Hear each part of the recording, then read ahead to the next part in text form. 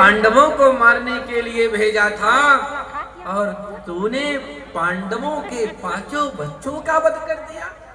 ऐसा जघन्य अपराध तूने कर दिया।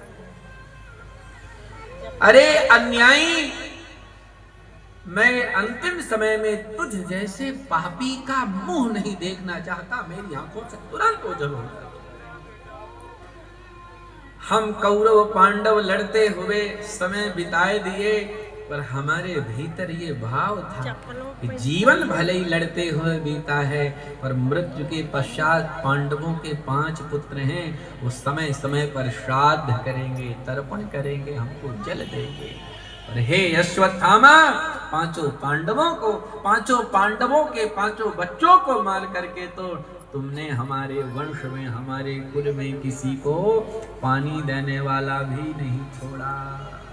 ये क्या कर, जाओ यहाँ। अश्वत्थामा को दुर्योधन डांट करके भगा दिया और अश्वत्थामा वहां से निकला, घबराया गया। यदि पांडव जीवित हैं तो अब वो मुझे नहीं छोड़ेंगे, अब मैं क्या करूं।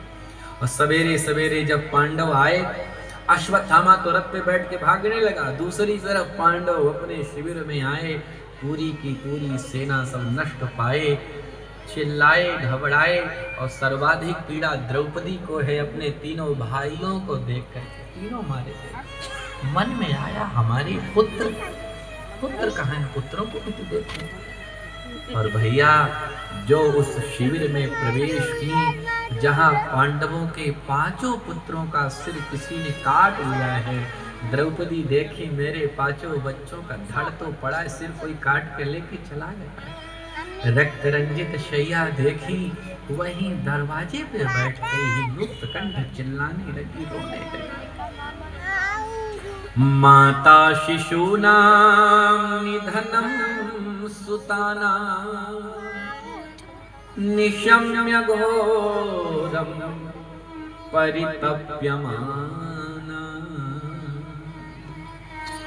तदा रुदत बाष्पकला कुलाक्षी तां सांत्वयन्नाह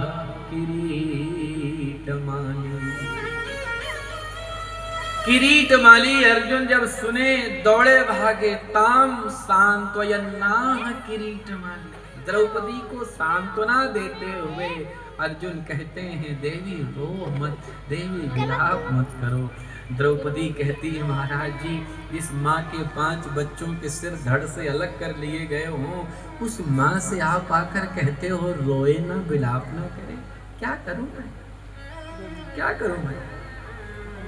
अर्जुन को बहुत क्रोध आया उस अश्वत्थामा पर, उस हत्यारे पर, और वही प्रतिज्ञा करी। बोले, देवी द्रौपदी, अब मैं तुम्हारी आंखों के आंसू नहीं पोंछूंगा ना, अब मैं तुम्हारी आंखों के आंसू तब तक नहीं पोंछूंगा। कब तक? बोले, तदा शुचस्ते प्रम्रजामि भद्रे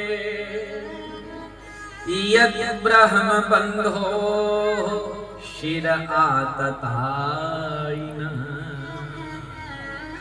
गांडीव मुक्तैर्विशिखैरुपाहरे त्वाक्रम्य यत्स्नास्यसि दग्धपुत्रा।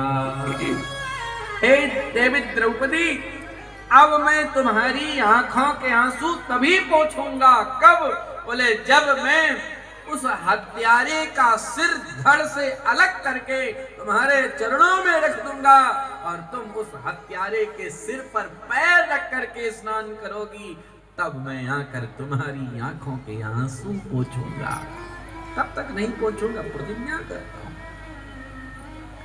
और भैया, भगवान श्री कृष्ण को अपने कपिध्वज रथ का सारथी बनाए, स्वयं अर्जुन रथी बने हैं और दौड़ पड़े उस अश्वत्थामा